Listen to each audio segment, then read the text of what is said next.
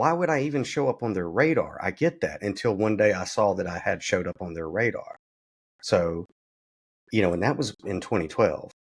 And so, like Mike was saying, yeah, and for a while there, like during the first Trump administration, anybody who ever followed any of my shit, I went on podcasts and radio shows, and everybody was asking me about my opinions on Donald Trump. And the entire 4 years, I refused to speak about politics. So I don't want to talk about it. Because I knew if the Republican Party had gone so fucking far that he was even an actual nominee, much less their candidate, it was over. It was over. It was only a matter of time. But I'm telling you, and for a minute there, I was like, well, if there was ever going to be martial law declared, it's going to be during his first administration. And so I felt a little like, why really start preparing?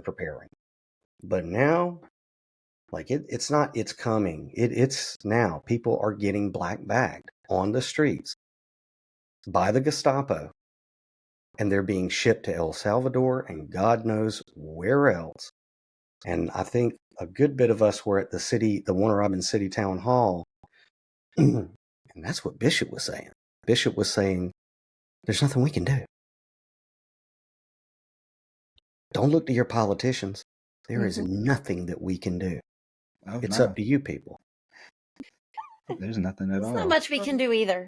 Whatever's going to happen is going to happen, because look at how they've been doing it and how they're going to continue to do it in little increments. Mm-hmm. Nobody's going to stop them from coming for the immigrants. Okay. It's very publicly being frowned upon by everyone, with the exception of those diehard Trump supporters. Okay. And let me be full scope here, full, open, honest. I used to be Republican. Okay. I used to be nothing, and then I was Republican, and then I was like, wait a minute, there's something wrong here just entirely. And then I've been anarchist ever since. So yeah, I think I was Republican though for like 4 years. Okay. I was all about Mr. Bush. I loved him. He was so adorable. But at the end of the day, the whole thing, since the dawn of time has been about control. And all they've been doing is refining their process. So nobody's going to stop them from going after the immigrants. It might become less visible, in fact. Okay, they might figure out controlling the visibility of that. Right now, we're using their own systems against them, right? The cameras. You got them, we got them too. We got hackers, right? But at the end of the day, it's all just part of the show. It's all part of the get used to seeing it, because eventually they're going to come knocking on the door and there's nobody going to be there to stop them, right? Nobody. Nope. I too feel like Sabrina. Feel like it's nothing we can do, but I do feel like we have to still stay involved and keep pushing. So what is our plan? That's where I'm at, Law. Like, what is our what's plan? the solution? Like, we can panic all day. I'll keep going, but I feel like it's inevitable. It's not a plan. That's why. Yeah. No initiation of any freaking war has been on a plan, right? We all showed up to a scene at some point with the expectation that something was going to go down. Well, that historically has not stopped happening.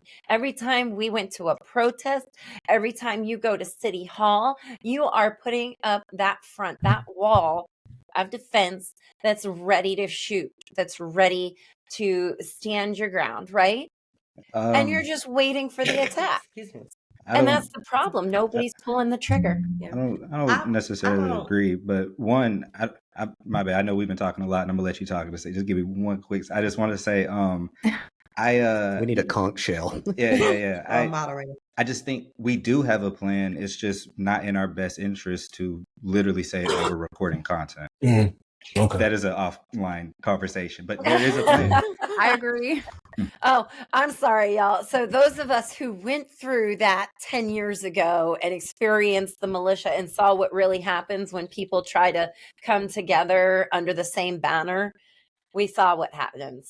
At this point, there's no going back to that. There is only wiping the slate freaking clean. Yeah. Now, Okay. go ahead. You have the floor. Okay, so just unpacking a lot of it, and I think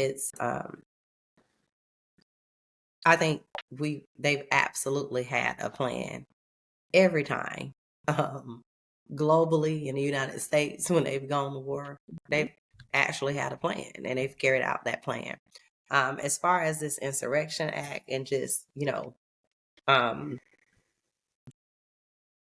posted about this a week after he signed all of those executive orders, read through every executive order except for 2 of them, and could give you a little bit about most of them. And what I posted was, for my community, and that is that it's not just the southern border. Yes, Sabrina, as you're saying, it's a test. Let's see how they're going to respond to this. Let's see how they're going to respond to that. And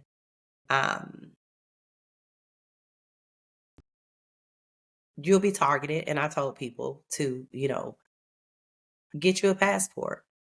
Even though it's something really small, I wouldn't look at it as a strategy, just to, no different than what Mike was saying as far as, establish community cohorts and things of that nature. Even if you don't vote, register to vote, because as a citizen or a person that has, gone through the processes, you can't vote. So it's just certain things that, people should consider. This isn't foreign. I mean, this is, as I've referenced it on my post back then, it's basically having your freedom papers. And, just simply having a birth certificate isn't most likely going to be enough, because they can circumvent that, because one of the other executive orders, as we all know, was around birthrights and how that is established for undocumented and documented people that come to the United States.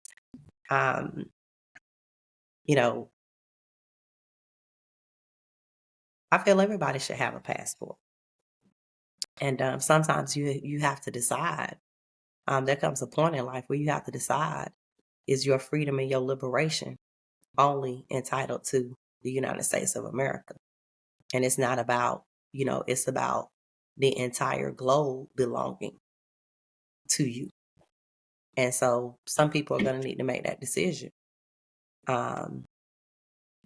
Personally, I'm not vested enough in America. The United States has not been kind to people that look like me, or me to fight for America on certain levels. And, and that's why there's just kind of been this, so I mean, people have to take everything into consideration. As far as it being an executive order, Sabrina, I'm all the way there with you. As far as the chatter that it was 10 years ago, there was the same chatter.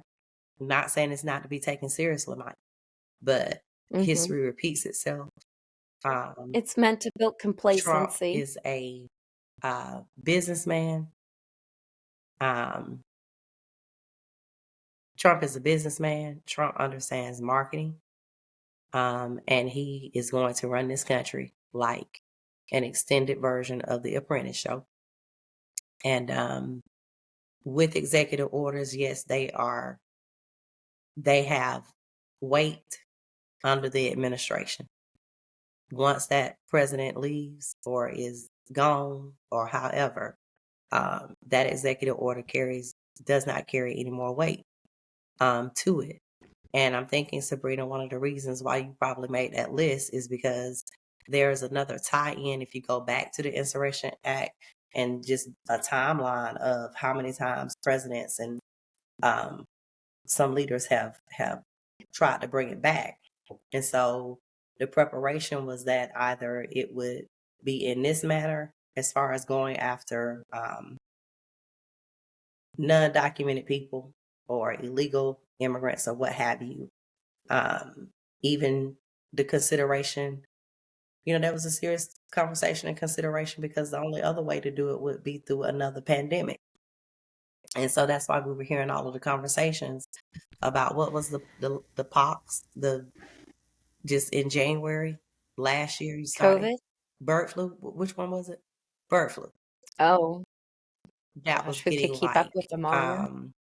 but I think some conversations have to be had as far as, where do you stand as far as when if it's implemented. And now it's making like national media, and usually by the time it make national media, it's not happening. Well, by the time it starts making national media. Yesterday I wasn't finding anything on it. I had to dig deep for it. Today, it's a discussion. And yeah, so I'm just kind of I'm open to hearing, but it's like, for me at this point, I'm just tired of validating everybody else's oppression. And I can't, in good faith, as far as like what is going on right now, and just being a person whose roots are out of the South, out of the American South. Like, and you've probably heard Black people saying we're sitting this out, because the very people that, when you look at the stats of who voted for Trump, it was Hispanics. Okay. And as far as a Black American from the South, 71 years ago, there still was Jim Crow.